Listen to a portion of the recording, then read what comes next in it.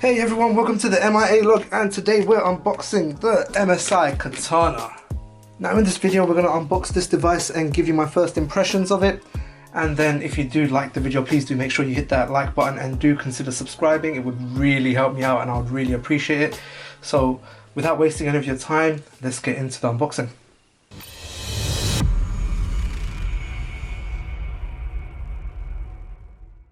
I think that tells me which region this device is being sold in. And then there's nothing much more to it except for the branding at the back. What could be the front? Anywho, let's get on with it. So we will make a nice cut over here. Oh, it's a box inside a box. MSI logo. True gaming with a red G. Right, so let's get the box out of the box. You know what? Just gonna do this. Right, we have a bit more color on this box. Do I need any scissors? No. Alright, so we got a bit more MSI branding everywhere. Let's open this up. Let's see what we have here. So as normal, we'll start with our power brick. So inside here we have our wall plug-in, and then we have the power brick. This is a 180 watt power brick. Let's move that aside. Let's get this. And then here you have a user guide with a packaging that's as useful as the box that this came in. And then we have the device itself. Now this actually feels quite heavy. This feels really heavy actually. So the device that I have over here is the MSI Katana GF66. It's got the Intel i7-11800H processor in here. It's got a 15.6 inch Full HD display, and it's got a 144 Hz panel. It's also got the NVIDIA GeForce RTX 3070 in here, along with a 16 GB of RAM, 512 GB of SSD, and it should be running Windows 11 out of the box. So, first impressions, let's see. Oh, well, this is different. That has a weird texture on it. It feels almost rubbery to the touch, but it's not rubbery. It's super smooth. It feels very different. Quite like it. Not sure what material it is. I'm pretty sure it's plastic, but it feels very different. It even sounds different. I like it. I like how the logo is very minimalistic here. It's like an engraved MSI logo. I really like how that logo looks here. Now let's look at the design of the device. So you can see that it's got a cutout on the hinge. You can see some of the air vents there, and along the rear.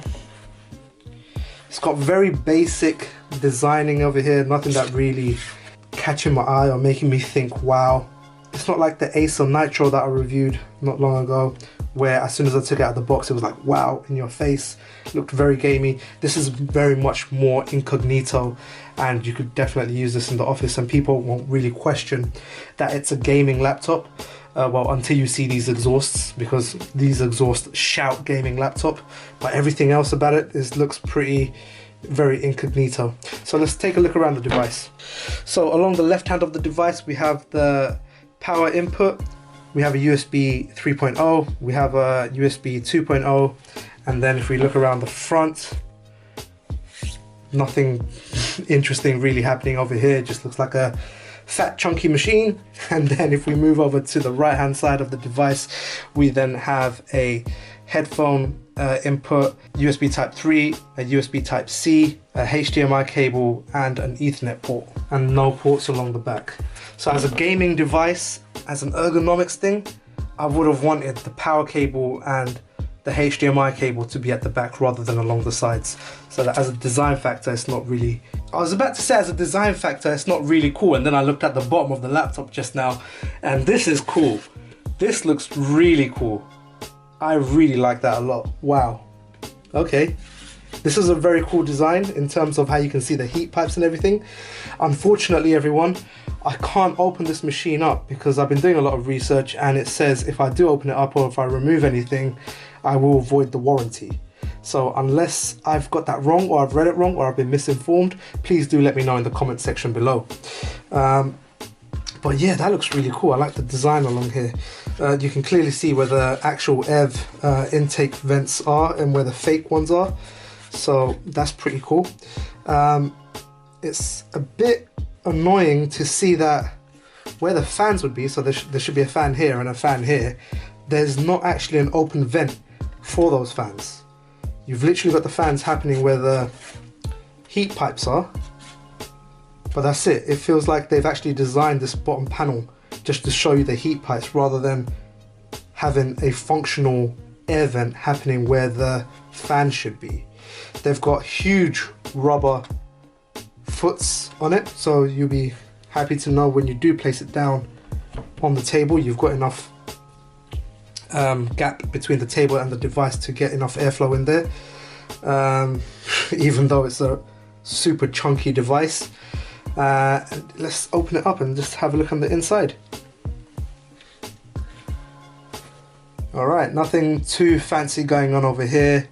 It looks pretty standard, looks pretty basic. As a design perspective, you've got the red outlines on the bottom of the keyboard. However, I do like how this actually feels. The material they've used, I'm not sure what it is, it feels nice. Even on the keys, the materials on the keys even feel nice. So that's really cool. But other than that, there's nothing really here that stands out to me. You do have a couple of icons over here which we'll figure out in the full review, and you have another icon over here which I'm not sure what it is, but again we'll figure these all out in the full review. So that is the very quick unboxing and first impressions of this device. It looks really cool. It is quite heavy. I do think these air vents on the back look really cool. However, functionality, I think it is lacking in terms of there should be air vents where the actual fans are, not just where the heat pipes are. And again, as a first impression, I would have liked to have seen the Ethernet port, the HDMI and the power located in the back rather than on the sides. When you are using this laptop plugged in or anything like that, you're just going to have wires coming out of everywhere, which isn't a nice thing to have. So that is my first impressions of the MSI Katana. If you did enjoy this quick video, please do hit that thumbs up, hit that subscribe button for the full review, which will be coming out later on. If it's already out, then I'll link it up here right now.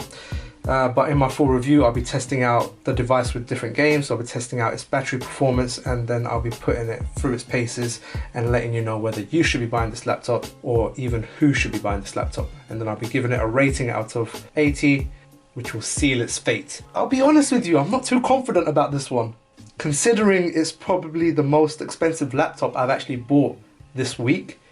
I'm not too confident about it. But I could be wrong, so make sure you stick around and watch my full review of this device. Until the next video, MIA signing out.